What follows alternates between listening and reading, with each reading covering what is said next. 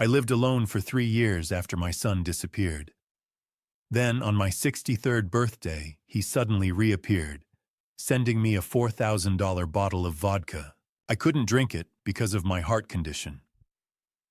When he called and asked with a trembling voice, "Dad, how was the vodka?" I calmly replied, "I gave it to our family lawyer. He loved it." A horrified silence fell. Then he screamed, "Dad, what the hell did you do?" Just 24 hours later, what happened was beyond my imagination. Hey there! Thanks for joining me today. If you're new here, hit that subscribe button and tap the bell so you're always in the loop. Also, leave a comment below. I want to know where in the world you're watching from. Just a heads up, this story weaves together imagination and experience for both reflection and entertainment. While names and settings are crafted, the message at its core is something I hope resonates deeply with you. I'd been awake since 5:30 the way I always was these days. Old cop habits die hard. 25 years on the Ridgeview Force, 3 years retired, and my body still ran on the same clock. Up before dawn, coffee brewed by 6. Kate used to say I was allergic to sleep. She'd been right about most things.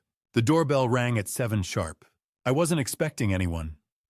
My 63rd birthday wasn't the kind of occasion people remembered. Not anymore. Kate had always been the one who made a fuss, baking her lemon cake, inviting neighbors I barely knew. But she'd been gone 5 years now, and birthdays had become just another Tuesday in October. I set my coffee down and walked to the front door. Through the window, I saw a FedEx truck pulling away into the gray Oregon drizzle. On my porch sat a cardboard box, medium-sized, neat shipping label, no return address. I picked it up. Heavier than expected. The label read, Archer Dalton, 47 Maple Ridge Road, Ridgeview, OR 97401. Sender line blank. Just a tracking number and a date stamp from 2 days ago, Portland. Portland. A knot tightened in my gut. I hadn't heard from anyone in Portland in 3 years. I carried the box inside, set it on the kitchen table, and stared at it. The rational part of my brain, the detective part, said to open it. The other part, the part that had learned silence from certain people, was a gift, told me to throw it in the trash. I grabbed a knife and slit the packing tape. Inside, nestled in foam peanuts, was a bottle. Not just any bottle. A work of art. Crystal-cut glass, shaped like a rectangular tower, the liquid inside a deep amber that caught the morning light. The label was black velvet, embossed with platinum lettering. Blackthorn Crystal Reserve, 1952. This wasn't a $50 liquor store pickup. This was the kind of bottle you kept locked behind glass. Tucked beneath was a small card, cream-colored, handwritten in ink I recognized before I even read the words. Happy birthday, Dad. I hope this makes up for lost time.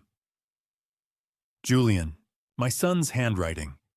Neat, precise. I hadn't seen it in 3 years, not since the last envelope he'd sent. A terse note explaining he was moving to Portland for work and wouldn't be able to visit. No phone calls, no holidays, no explanation. And now this. I picked up the bottle again, turning it slowly.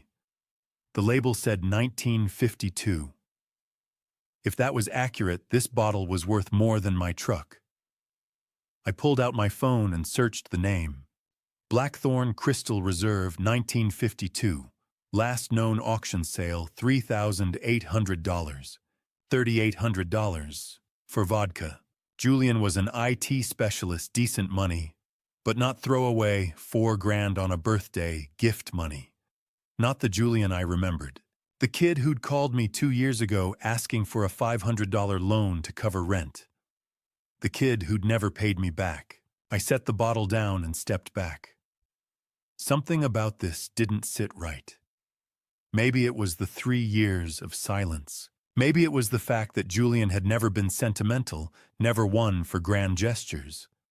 Or maybe it was just the old cop in me, the part that had learned to trust my gut when things felt off. And this felt off. I thought about Kate. She would have been thrilled. She would have opened the bottle right then, poured 2 glasses, toasted to reconciliation. She always believed Julian would come around, that the distance between us was just a phase. But Kate wasn't here.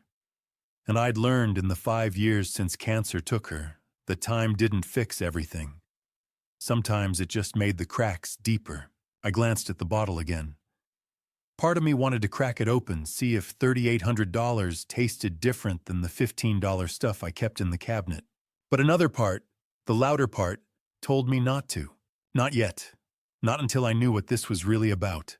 Instead, I picked up my phone and scrolled through my contacts until I found the name I was looking for, David Whitmore. David had been my lawyer for 30 years. He was also one of the few people I still considered a friend. The phone rang twice before his voice came through, warm and familiar. "Archer, happy birthday, old man. What can I do for you?" "David, you got time this afternoon? I need to swing by your office. Talk about my will." There was a pause. "Your will, you feeling all right?" I looked down at the bottle on my table, amber light pooling around its base like a warning. "Should just want to make sure everything's in order. Health's been not great since Kate. Figured it's time to update a few things." "Of course, come by around 4. I'll pull your file." Thanks, David. Oh, and one more thing. I'm bringing you a gift. Consider it a thank you for putting up with me all these years." David chuckled. "You don't need to do that. I insist." I hung up and stared at the bottle for another long moment. Then I carefully placed it back in the box, wrapped it in the foam peanuts, and sealed the lid. If Julian wanted me to drink this, he was going to be disappointed. By the time I climbed into my truck that afternoon, the rain had stopped leaving the streets slick and shining. I set the box on the passenger seat, buckled in, and turned the key. The engine coughed to life, and I pulled out of the driveway, heading toward downtown Ridgeview. The bottle sat beside me, silent and heavy, a question I wasn't ready to answer. 4 o'clock found me standing outside Whitmore and Associates, a 3-story brick building on Main and Oak.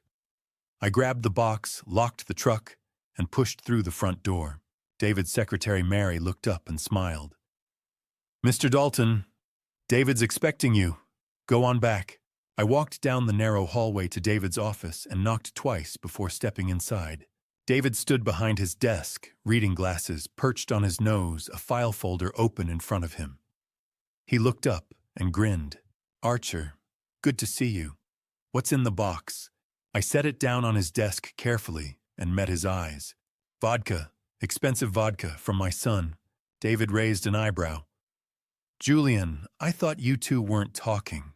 "We're not. That's why I'm here." David studied me for a long moment, the kind of look he'd perfected over 30 years of lawyering.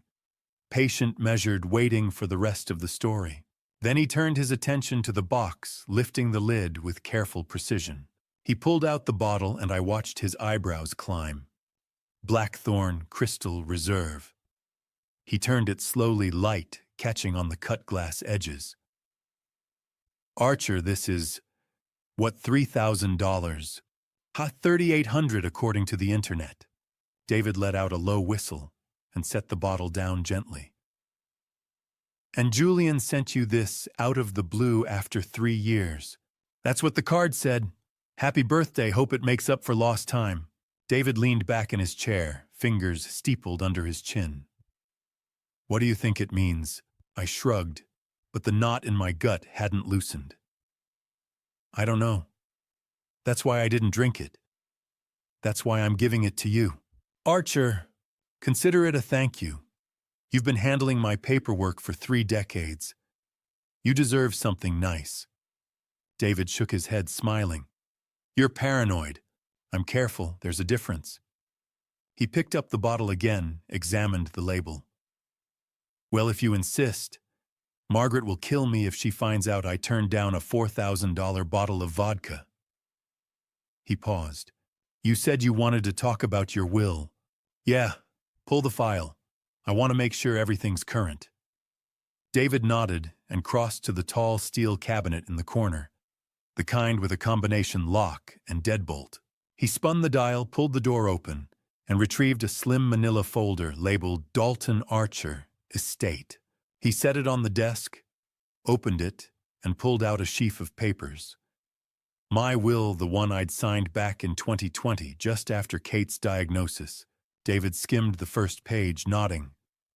Estate divided equally between Julian and Emma, contingent on your passing. Standard stuff. Anything you want to change? Just want to review it. Make sure it's still accurate. Let me check the system. David turned to his laptop, fingers moving across the keyboard. He pulled up the law firm's case management software. Let's see. Dalton Archer, estate planning. His fingers stopped moving.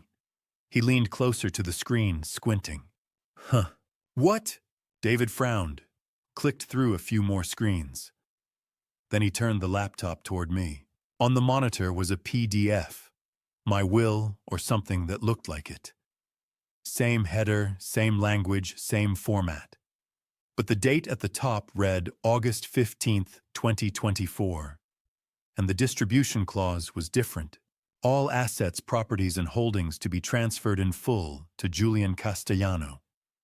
100%. Not split. Not contingent. Just Julian. I stared at the screen, cold spreading through my chest. I didn't sign that. You didn't come in last month. No. I haven't been here since Kate's funeral arrangements. 4 years ago. David frowned, clicking to another window. There's an email here, October 8th, from archer.dalton.official@gmail.com. Says you updated the will, digitally signed it, electronically, asked me to prepare a hard copy. I don't have a Gmail account. My email's Yahoo. Has been for 20 years. David's frown deepened. He opened another drawer, pulled out a file folder labeled Pending Review. Inside was a printed copy of the same will, the August one, crisp and new. 3 versions, 3 places, all saying the same thing. All wrong? David set the paper down and met my eyes. Archer, someone's forging your documents. The words hung in the air like smoke. Julian, I said. David didn't argue. He just looked at the bottle of vodka sitting between us, and something shifted in his expression. No, we need to call IT, he said. Have them trace the system access check when that file was uploaded. If someone hacked our server... Do it! David reached for his phone, then stopped. Actually, let me have Mary handle it. She's better with the tech stuff. He stood, started toward the door, then paused. You know what, to hell with it. I've had a long day. Let me pour us a drink first, and then we'll get IT on the line. David, Archer, I've been working since 7 this morning. I just found out my system's been compromised. I'm having a drink. He walked to the small bar cart in the corner, grabbed 2 crystal tumblers, and brought them back to the desk. He broke the seal on the blackthorn bottle with a soft crack. The vodka poured smooth and clear. David filled both glasses, slid one toward me. To 30 years of friendship, he said. I didn't pick up the glass. I'm on heart medication. Can't mix it with alcohol. David raised an eyebrow. Since when? Since Kate. Blood pressure's been a mess. Doctor's orders. He shrugged, lifted his glass. More for me, then. He took a sip. Small, maybe an ounce. Then another. Smooth, he said, setting the glass down. Really smooth. No burn at all. I watched him, that knot in my gut twisting tighter. Something about this whole situation felt wrong. The forged will, the email, the $3,800 bottle showing up the same week someone decided to rewrite my estate plan. David picked up his phone. All right. Let me call Mary, have her get IT on this. He dialed, waited. Mary's voice came through tinny and distant. David explained the situation. Compromised system, forged documents, need a trace. Mary said she'd handle it first thing tomorrow morning. David thanked her and hung up. She'll have someone look at it in the morning. IT guy's already gone home. I nodded, but I didn't like the delay. We talked for another 10 minutes. David asked about my health, about managing the house alone. I gave him the same answers I always did. Fine managing. He told me about a case he'd just closed. I listened half-focused, my mind still circling back to that forged will. By the time I stood to leave, the sky outside had faded to dusk. "Thanks for this, David," I said, nodding toward the bottle. "You sure you don't want to take it back?" "I'm sure. Enjoy it." David walked me to the door, shook my hand. "I'll let you know what IT finds." I nodded. I drove home, microwaved leftover chili, ate it standing at the counter. I thought about calling my old partner, Frank Miller, but I didn't have anything solid yet, just a bad feeling and a forged document. So I went to bed early, lay there staring at the ceiling. The call came at 9:47 p.m. I was half asleep when my phone lit up, vibrating against the nightstand. I squinted at the screen. Margaret Whitmore. I answered on the second ring. "Margaret." Her voice hit me like a fist. Ragged, breathless, broken. "Archer. Oh God, Archer, it's David. Something's wrong. We're at the hospital. They think he's been—" The word caught in her throat, strangled, poisoned. I was out of bed before Margaret finished the sentence. My hands found my jeans and the dark keys on the nightstand. The phone stayed pressed to my ear as I moved through the house. Shoes, jacket, wallet. Margaret was still talking, words tumbling over each other. Ambulance, chest pain, racing heart. "I'm on my way," I said and hung up. The drive to Ridgeview General took 15 minutes through rain-slicked roads. My mind ran faster than the engine. David had drunk from that bottle. One glass, maybe two, and now he was in the hospital. Julian had sent that bottle. The pieces didn't fit yet, but the shape was starting to come clear. I pulled into the hospital lot just after 10 and jogged toward the entrance. Fluorescent lights hit me like a slap. Too bright, too sterile. The ER waiting room smelled like antiseptic and burnt coffee. Margaret stood near the nurse's station, arms wrapped around herself, face pale. She saw me and crossed the room. "Archer." Her voice cracked. "They won't tell me anything." "What happened?" "We were watching TV. He said he felt dizzy. Then he grabbed his chest, said his heart was racing. I called 911. "Is he conscious?" "He was, but they took him back an hour ago. A nurse walked by, and I flagged her down." "David Whitmore. Came in about an hour ago. Cardiac issue. Can you tell us anything?" The nurse glanced at her clipboard. "Are you family?" "I'm his wife," Margaret said. "The doctor will update you soon. Right now, Mr. Whitmore is stable, but we're running a full toxicology screen." "A toxicology, huh?" Margaret's voice went thin. "On standard procedure, rapid heart rate, arrhythmia, no prior cardiac history. We have to rule out contamination." "Contamination. Not poisoned. Not yet. But close enough." The nurse disappeared through the double doors. Margaret sank into a plastic chair. I stayed standing, watching the ER entrance. That's when I saw the uniform. Officer Patel stepped through the automatic doors, rain beading on his jacket, notebook already in hand. I recognized him. Younger guy, sharp eyes, the kind who didn't miss details. He walked straight to me. "Mr. Dalton." "Officer, I need to ask you a few questions. You saw Mr. Whitmore earlier today, around 4, at his office." Patel flipped open his notebook. "Did you give Mr. Whitmore anything, food, drink?" I kept my voice steady. "I gave him a bottle of vodka. A gift." Patel's pen stopped. "A gift? Expensive bottle. $3,800. Figured he'd earned it after 30 years. Did you drink any?" "No. I'm on heart medication. Can't mix it with alcohol." Patel wrote that down. "And Mr. Whitmore drank from this bottle. He had a glass, maybe 2. Do you still have it?" "No, I left it with him." Patel nodded, closed his notebook. "We'll collect it as evidence. And Mr. Dalton, don't leave town for the next few days." The words landed like a fist. "You think I did this? You gave Mr. Whitmore alcohol, and now he's in the ER with symptoms consistent with ingestion of a toxic substance. Right now, you're a person of interest." "Person of interest." Cops speak for suspect they couldn't arrest yet. I wanted to tell him about Julian, about the forged will, about the bottle that had shown up out of nowhere. but I'd been a cop long enough to know how this looked. Man gives lawyer expensive gift. Lawyer ends up in the hospital. Man claims he didn't drink any himself. It looked bad. I'll be around, I said. Patel left. I sat beside Margaret and waited. The ER doctor came out just before midnight. Young Scrub's wrinkled exhaustion carved into his face. David was stable. Heart rate under control. Toxicology results would take another day or two. David was being moved to the ICU. Margaret asked if she could see him. The doctor nodded and she followed him through the double doors. I stayed another hour, but there was nothing more I could do. No more answers. So I left. The streets were empty and slick under the streetlights. I drove home on autopilot, parked, walked inside. The house was cold. I didn't turn on the heat. Just walked to the kitchen and sat at the table. The same table where I'd opened that box this morning. The same table where the bottle had sat amber and gleaming.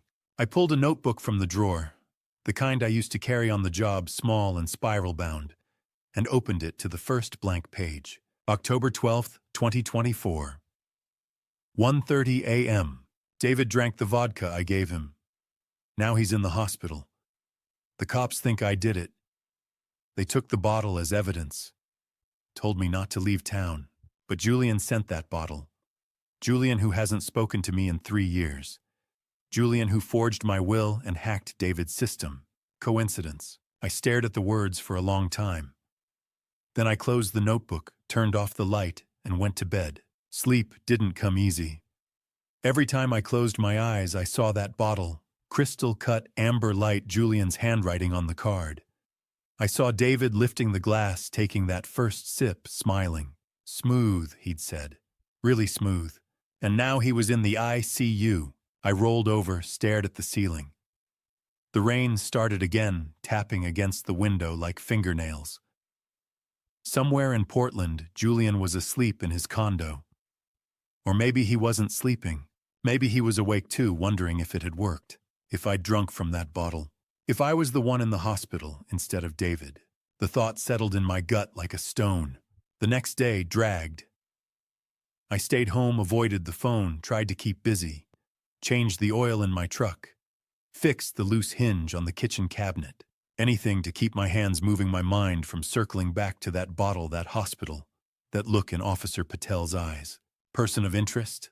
I was in the garage wiping grease off my hands when my phone buzzed in my pocket. I pulled it out, squinted at the screen. Frank Miller. My old partner.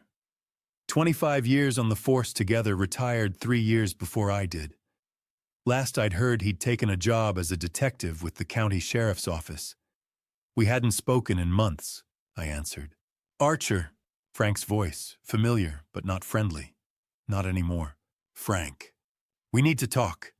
I wiped the grease off my hands, grabbed my jacket, and headed downtown. The Ridgeview Police Department sat on the corner of 3rd and Elm, a squat brick building unchanged since I'd walked through its doors as a rookie 40 years ago. The parking lot was half empty when I pulled in. I'd been on the other side of this plenty of times, bringing people in, asking questions, watching them sweat under fluorescent lights. I'd never thought I'd be the one answering for something I didn't do, but here I was. I walked through the front doors. The desk sergeant nodded toward the hallway. Detective Miller's expecting you. 3rd door on the left. The hallway smelled the same. Old coffee floor wax, the faint tang of sweat and stress. I reached the 3rd door, knocked twice, and pushed it open. Frank sat behind a gray metal desk, reading glasses on his nose, a file folder open. He looked up, and for a second, I saw the man I'd worked with for 2 decades. Steady, reliable. But then his expression shifted into something more official. Archer, sit down. I pulled out the chair. The room was small, windowless. A recorder sat on the desk between us, red light already blinking. You're recording this. Standard procedure. You know how it works. I did. Standard procedure meant they were building a case. Frank leaned back. Toxicology came back on the vodka you gave David Whitmore. I waited. Aconitine. Ever heard of it? No. So it's a toxin. Comes from a plant called wolfsbane, one of the most lethal plant-based substances known to man. Causes cardiac arrhythmia, respiratory failure, can stop a heart in under an hour. The words landed heavy, my gut twisted. The bottle you gave David had enough aconitine to kill someone. David's alive because he only drank about 50 milliliters. If he'd finished the glass, we'd be having a very different conversation. I swallowed. I didn't know. I believe you, but I need you to help me understand how a bottle of $3,800 vodka ended up laced with poison and in your hands. I met his eyes. Julian sent it to me. Frank's expression didn't change, but I saw the flicker of interest. Your son, my son, who I haven't heard from in 3 years, who sent me that bottle on my birthday out of nowhere with a card saying, "Hope this makes up for lost time." Do you still have the card, the box? Yeah, at my house. Frank nodded, made a note. We'll need those.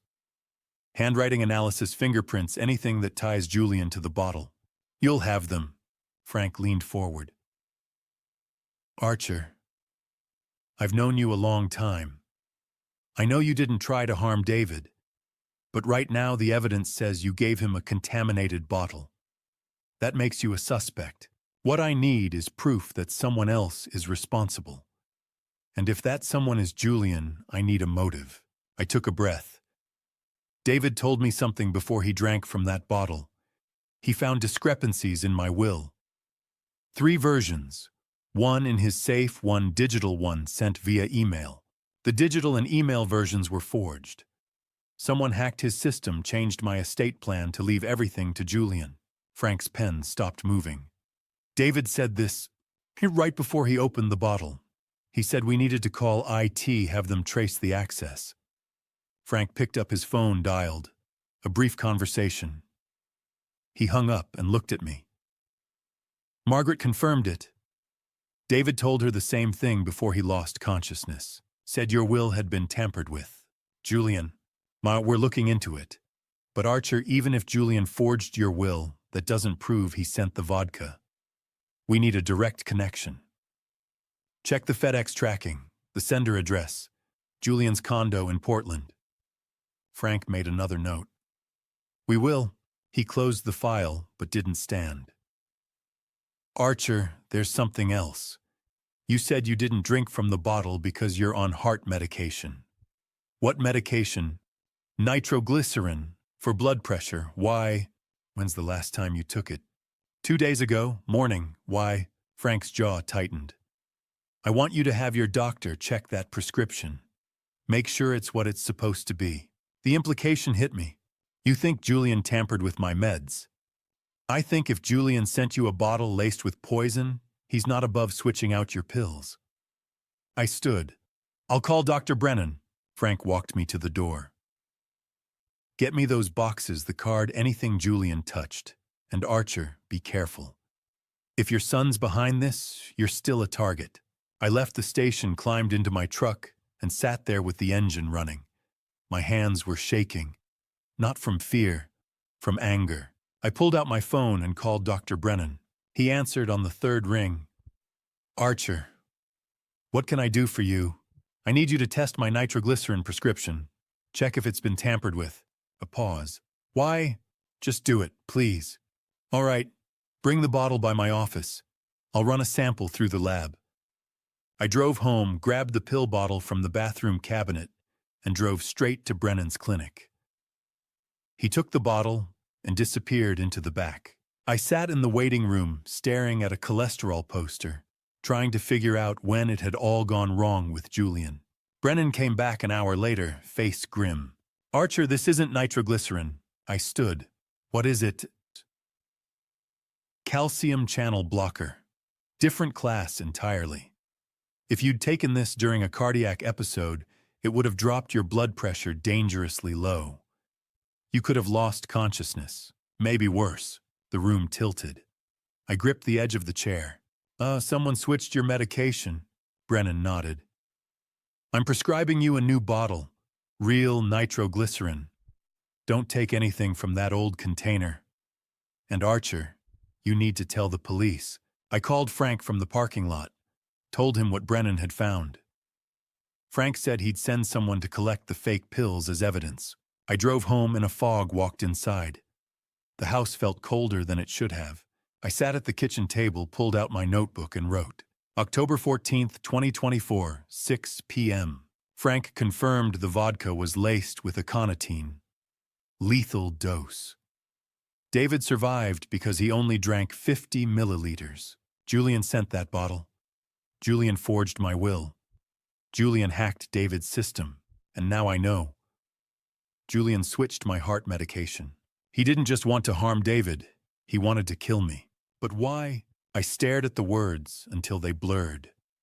Then I closed the notebook and sat in the silence. The phone rang just after 7 the next evening. I was heating up leftover soup when the screen lit up. Unknown number, Portland area code. I answered. Silence on the other end. Then quiet and calm, a voice I hadn't heard in 3 years. Dad, did you like my gift? My finger hit the record button before I even registered the movement. Old instinct. 25 years on the force had taught me to document everything, especially when something felt wrong. And this, Julian's voice after 3 years of silence asking if I'd liked his gift, felt very wrong. I kept my tone neutral. Julian, you didn't answer my question. I set the soup pot down, moved to the living room where the signal was clearer. No, I didn't drink it. A pause. Brief, but I heard it. The kind that comes when someone's recalculating. Why not? I'm on medication. Can't mix it with alcohol. You'd know that if you'd bothered to call in the past 3 years. The words came out sharper than intended, but I didn't take them back. Another pause. Longer this time. When he spoke again, his voice had shifted. Less casual, more measured. So what did you do with it? I gave it to a friend. Silence. 3 full seconds of it. Then Julian's voice came back sharper now. Careful. Which friend? And there it was. Julian hadn't asked which friend before. He'd asked what I'd done with it. But now suddenly he needed to know who. That wasn't curiosity. That was panic. I didn't answer right away. Let the question hang there. Why do you ask? Oh, just curious, Dad. That bottle cost me a lot. I'd hate for it to go to waste. Too deliberate. Too interested. If Julian had really just sent an expensive gift, he wouldn't care where it ended up. But he did care. Which meant he knew. He appreciated it. I said, keeping my voice even. Good. That's good. I hope he enjoyed every drop. The words landed cold. Not warm, not friendly. Then the line went dead. I stood there, phone still pressed to my ear, staring at the darkened window. My mind was running at full speed, piecing together what I'd just heard. Julian hadn't asked who the friend was until I said I'd given the bottle away. That pause, those 3 seconds of silence, that had been surprise. Maybe shock, and then the follow-up question, carefully phrased, which friend? Julian knew someone had drunk from that bottle. Maybe he'd seen it in the news. Ridgeview was small enough that a prominent lawyer in the ER would have made the local paper. Or maybe Julian had other ways of knowing. Either way, Julian knew, and he knew it wasn't me. I pulled up Frank Miller's contact and hit dial. He answered on the second ring. Archer, what's wrong? Julian just called. A beat of silence. Your son? Yeah. Asked if I liked the gift. Asked if I'd drunk from the bottle.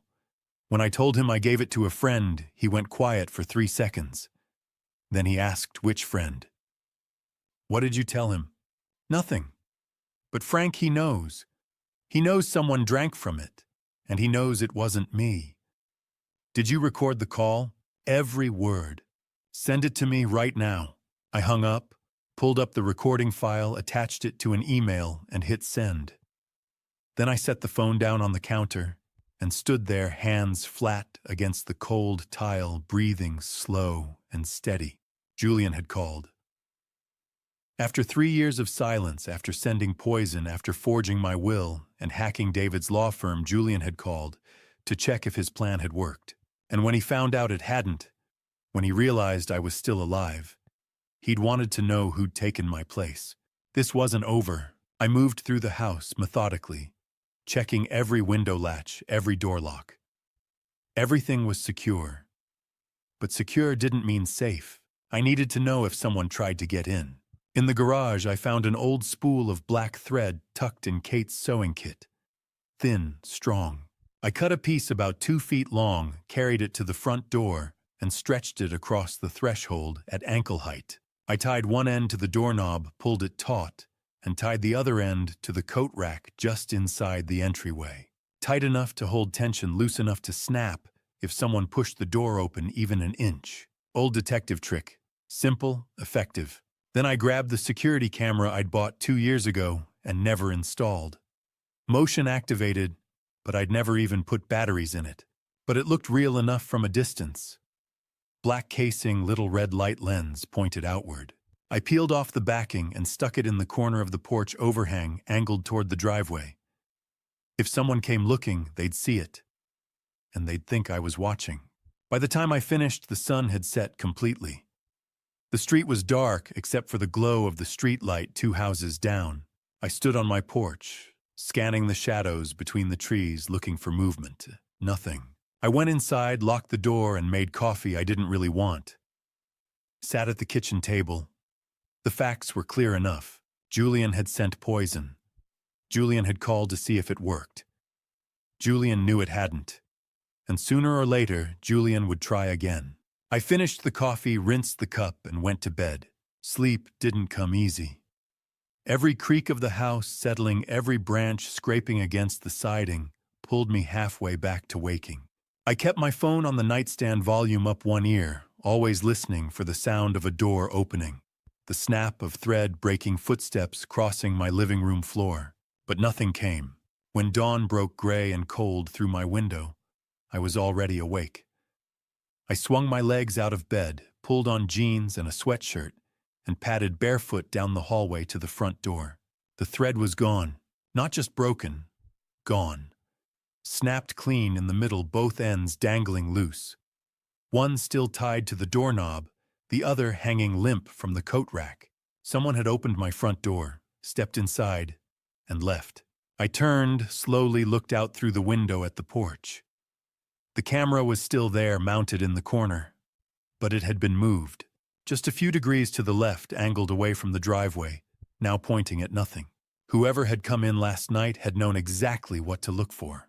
I stood there in the doorway, cold October air rolling in around my bare feet, and stared at that broken thread swaying gently in the breeze. Julian hadn't just called to check on me. He'd sent someone to finish what the vodka hadn't. I didn't touch the thread. First rule of preserving a scene: don't contaminate it. I backed away from the doorway, grabbed my phone, and dialed Frank Miller. He answered on the third ring, voice thick with sleep.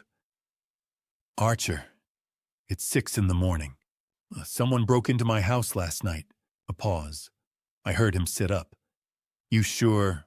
I set a tripwire. Black thread across the doorframe. It snapped clean. And the camera I mounted on the porch, it's been moved. Angled away from the driveway now. You hurt? No. Whoever it was came in and left. Didn't take anything. Just wanted me to know they could. I'll be there in 2 hours. Don't touch anything. I know the drill. I hung up and stood in the hallway, scanning the living room. Everything looked the same. Couch cushions undisturbed. TV remote on the coffee table. Kate's quilt folded over the armchair. Nothing missing, nothing out of place. But someone had been here, walking through my house while I slept. I moved through each room, slowly checking. Kitchen, clean. Bathroom, towel hanging where I'd left it. Bedroom, bed unmade, closet door half open. Garage. Truck keys on the hook toolbox undisturbed. Whoever had come in hadn't been looking to steal. They'd been checking to see if I was home, or sending a message, we can reach you whenever we want. I crouched by the front door, examined the lock. No scratches. No signs of forced entry. Which meant either they'd picked it, not hard with a lock this old, or they had a key. That thought settled cold in my gut. I made coffee, strong black.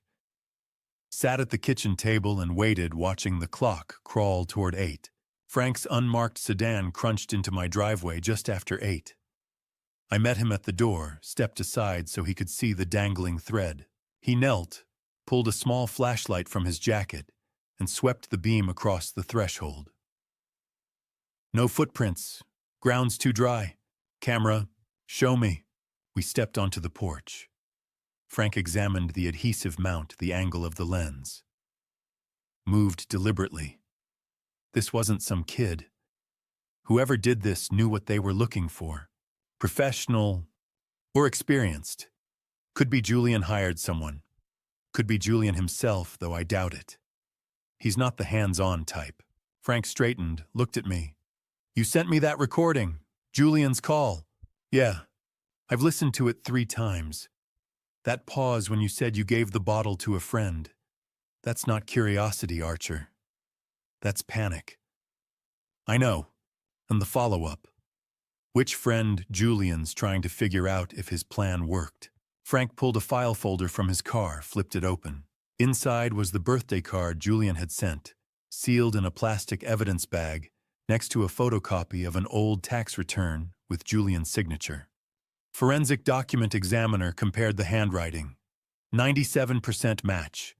Same slant, same pressure, same loops. Julian wrote that card. Relief washed over me. Now it was documented. Official. David woke up yesterday afternoon. Frank continued. Talked to Margaret, then talked to us. Confirmed everything. You gave him the vodka as a gift. You two were discussing your will. He drank from the bottle you left before he collapsed. He remembers the conversation about the forged documents, too. So I'm clear. Officially, yes. We're building a case against Julian. Attempted harm, fraud, computer crimes, identity theft. IT forensics is going through David's law firm server. Early results show unauthorized remote access from an IP address in Portland, logged through an old employee account that should have been deactivated months ago. Julian, we're tracing the IP to a physical address. Should have it by end of day. Frank closed the folder. Archer, I'm putting a patrol unit on your street. Just drive-bys twice a night. And do me a favor. Upgrade your security. That thread's clever, but it's not going to stop anyone who's determined. Get a real alarm system. Change your locks. Already planning on it. Frank left just before 10, taking the broken thread, the birthday card, the FedEx box, and the bottle of fake medication. I watched his sedan disappear, then went inside and locked the door. First stop, hardware store. I bought a basic alarm system. Motion sensors, door and window contacts, a control panel with a keypad. $50 self-install. Nothing fancy, but loud. Also grabbed new deadbolts and reinforced strike plates. By the time I got home, it was almost noon. I spent the next 3 hours installing everything. Sensors on both doors. Motion detector in the hallway. Keypad mounted by the entryway. New deadbolt screws drilled deep into the frames. When I finished, I armed the system and opened the front door to test it. The alarm shrieked. High-pitched, angry, loud enough to make my ears ring. I punched in the code and it cut off. Good enough. I sat at the kitchen table, opened my notebook and wrote. October 16th, 2024. 3 p.m. Someone broke in last night. Snapped my thread, moved the camera. Frank confirmed it. I'm officially clear. Handwriting matches Julian's. David's awake confirmed my story. IT forensics found evidence of a hack from a Portland IP. Julian's not just trying to steal my estate. He's making sure I don't survive long enough to stop him. I closed the notebook and sat there thinking about next steps. Tomorrow I'd call a professional locksmith. Tomorrow I'd talk to Frank about restraining orders. But tonight I just needed to sleep. I didn't. The next morning I woke just before dawn. Made coffee, sat at the table, watched the sky turn from black to gray. Just after 9, I walked to the front door to grab the newspaper. There was an envelope on my porch. Plain white. No address, no stamp, no name. Just sitting there on the welcome mat. I stared at it for a long moment, pulse ticking faster. Then I pulled out my phone, took a photo, and called Frank Miller. The envelope lay where I'd set it, its edges crisp against the kitchen counter. Morning light slanted through the window as I slid one finger under the flap and pulled out a single photograph, black and white, grainy. My house. The image had been taken from the gravel drive framing the front porch. The windows dark, the old maple casting skeletal shadows across the siding. In the bottom right corner, white digital numerals read 11:47 p.m. 16th October 2024. Last night, an hour and a half after I'd locked every door and installed the motion sensor, I flipped the photograph over. No message, no signature. Just the image of my home captured by someone who had stood outside in the dark while I slept. My hand tightened around the counter. For 30 years, I'd been the one doing surveil Archer, holding the camera, documenting evidence. Now I was the subject, the target. I pulled out my phone and called Frank Miller. "Char." His voice was thick with sleep. "Check your email. I'm scanning it now." "What is it?" "A photograph. My house. Time-stamped 11:47 last night." A pause, then the creak of bed springs. "You're telling me someone walked your property an hour after you installed that alarm?" "That's exactly what I'm telling you." "Did the sensor trigger?" "No." Another pause. "I'll be there in 40 minutes. Don't touch the envelope." I set the phone down and stared at the photograph again. The angle was deliberate. Not a casual snapshot, but a composed frame, the kind a professional would take. Or someone who had studied under one. Julian had been 12 when I'd taught him how to use my old Nikon, how to adjust the aperture for low-light shots. We'd spent a summer stalking deer in the hills east of Ridgeview, him crouched beside me as I whispered instructions. That boy was gone. In his place stood a man who sent poisoned vodka and forged wills, who swapped medication, and hired thugs who stood in my driveway at midnight and took pictures. By 10:30, Frank had left, with the photograph sealed in an evidence bag. I stood at the kitchen sink rinsing my mug when the first wave hit.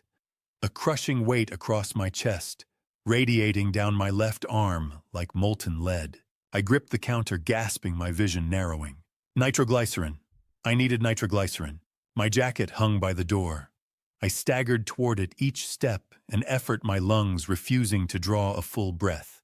My fingers fumbled in the pocket, closed around the small brown bottle, twisted the cap, then stopped. Dr. Brennan's voice echoed in my head. "The pills in your original bottle were fake. If you'd taken one during an episode." I set the bottle on the counter, pulled my phone from my other pocket with shaking hands, and dialed. "Dr. Brennan, it's Archer Dalton. I need help." "Archer, what's wrong?" "Chest pain. Bad. Can't take the pills." "They might be." Don't take anything. I'm on my way. Sit down and stay on the line." I lowered myself into the kitchen chair, phone pressed to my ear, and focused on breathing.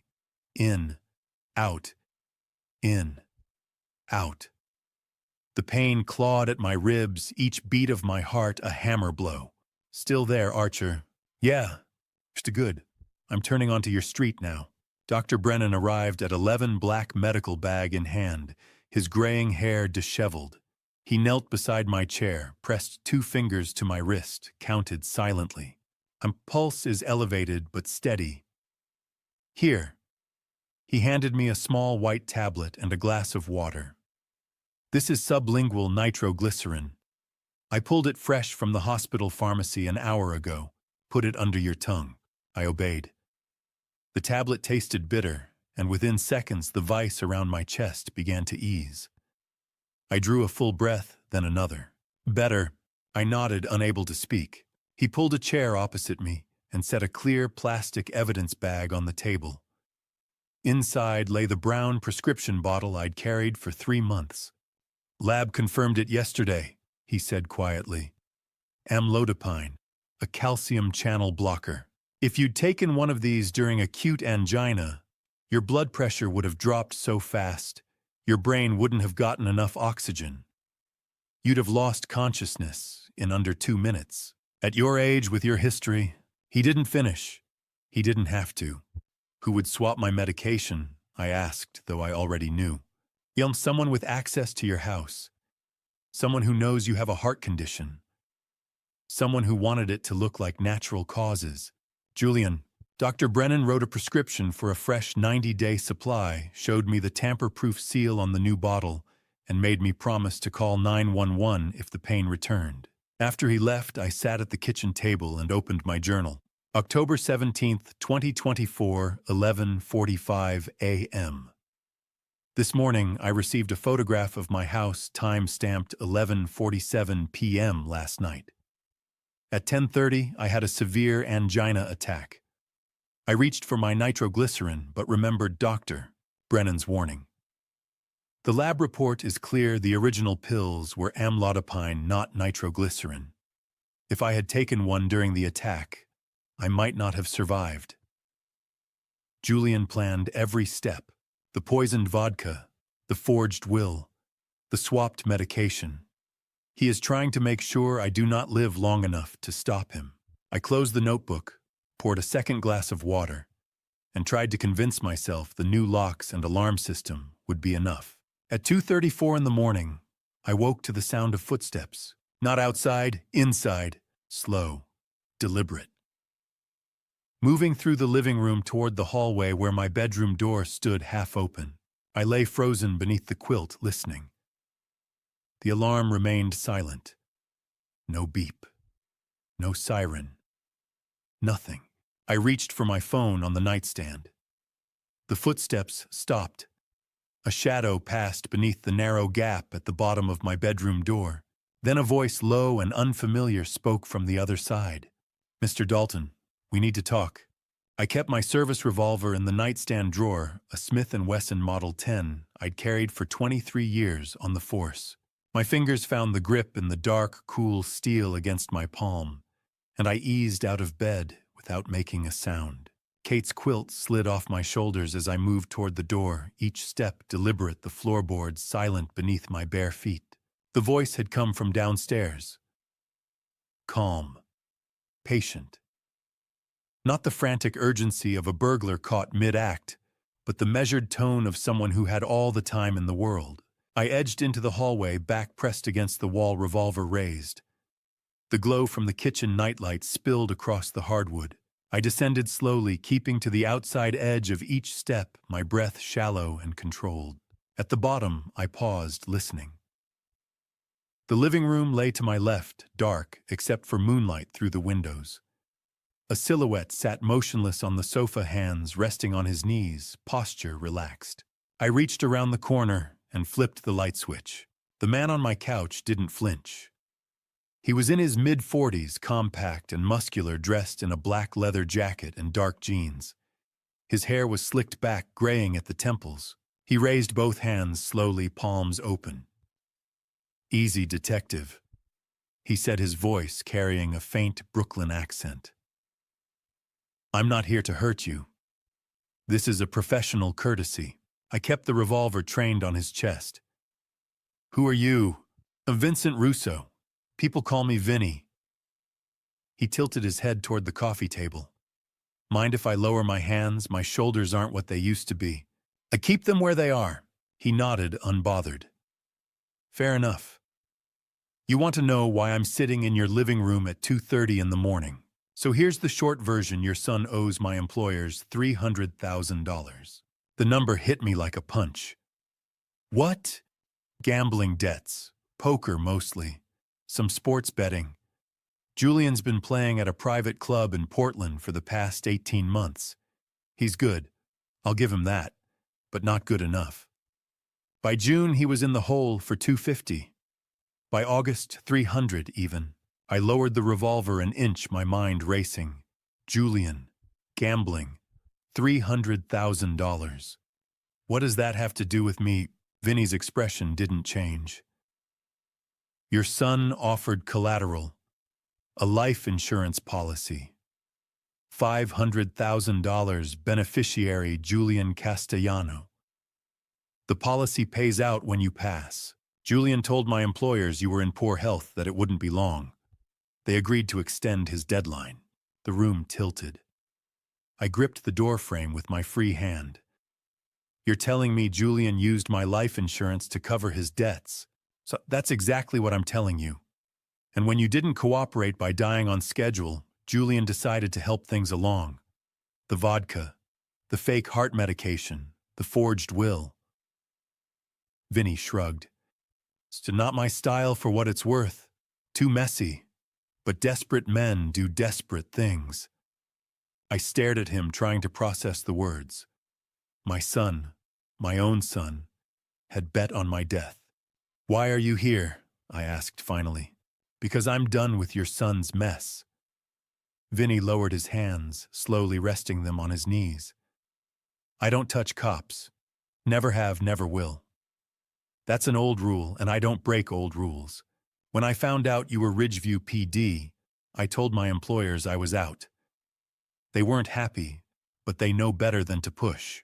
He reached into his jacket pocket, slowly, deliberately, and pulled out a business card, setting it on the coffee table. You're going to need proof. Names, dates, transactions. I can't testify in court, but I can point you in the right direction. Julian signed documents. He made calls. It's all there if you know where to look. Why would you help me? Vinny stood his movements unhurried and gestured toward the front door. Because Julian's plan put me in a bad position. I don't like bad positions. And because you remind me of my old man. Retired cop, heart condition, too stubborn to quit. He deserved better than what he got. So do you. He walked toward the hallway, pausing at the threshold. One more thing. You're probably wondering why your fancy alarm didn't go off. I glanced at the motion sensor above the door, its green LED dark. I cut the external power line before I came in, Vinny said. Took about 30 seconds with wire cutters. Then I used a signal jammer, $200 on eBay. Your $50 system's a toy detective. If you want real security, call a professional. He moved toward the kitchen and the rear window that faced the woods. I followed, keeping the revolver at my side. At the window, he paused, pointing to the glass. Glass cutter, he explained. Remove the pane, slip the latch, put it back when I left. You wouldn't have noticed unless you were looking for it. He opened the window, one leg already over the sill. Good luck with your son, Mr. Dalton. You're going to need it. Then he was gone, swallowed by the shadows between the trees. I locked the window, checked every door twice, and poured myself a whiskey I didn't drink. At 3:15, I called Frank Miller and left a voicemail summarizing Vinny's visit. At 4, I sat at the kitchen table and added another entry to my journal, my handwriting shaky from adrenaline and exhaustion. October 18th, 2024, 4 a.m. Vincent Russo, connected to organized crime, broke into my house tonight. He explained that Julian owes $300,000 in gambling debts and used my $500,000 life insurance policy as collateral. Julian's motive is now clear. He needs me gone to collect the insurance and pay his debts. I closed the notebook and watched the sky turn from black to gray. At 6:30, Frank called back, his voice tight with controlled fury. By 7, he was at my door with 2 uniformed officers and a forensic kit. By noon, we had a warrant. 2 days later, on the 20th of October, I was sitting in my study reviewing bank statements Frank had subpoenaed when my phone buzzed. A video call. Emma's name appeared on the screen, and I felt my chest tighten. But this time it was relief, not pain. I answered, and my granddaughter's face filled the screen, her blonde hair pulled back in a ponytail, her blue eyes bright. Grandpa, you answered. Her face filled the screen, bright and unguarded, the way only a 10-year-old's can be. Blonde hair pulled back in a high ponytail, a gap where her left front tooth used to be, freckles scattered across her nose. Emma, my granddaughter, the one pure thing left in this mess. Grandpa, she said again, her grin widening. I thought you weren't going to pick up. I forced a smile, settling back into my desk chair. I always pick up for you, sweetheart. How's school? Boring. She rolled her eyes. Mrs. Henderson makes us do multiplication tables every single day. I already know them. Multiplication's important, I said. You'll need it when you're older. That's what Mom says. Emma leaned closer to the camera, lowering her voice to a whisper. But I think she just doesn't want to help me with homework. I chuckled, the sound hollow in my chest. Where is your mom? It's upstairs. She's on the phone with somebody. She's been on the phone a lot lately. Emma tilted her head. Grandpa, when are you coming to visit? You promised you'd take me to the zoo before it gets too cold. The zoo. I'd promised her that back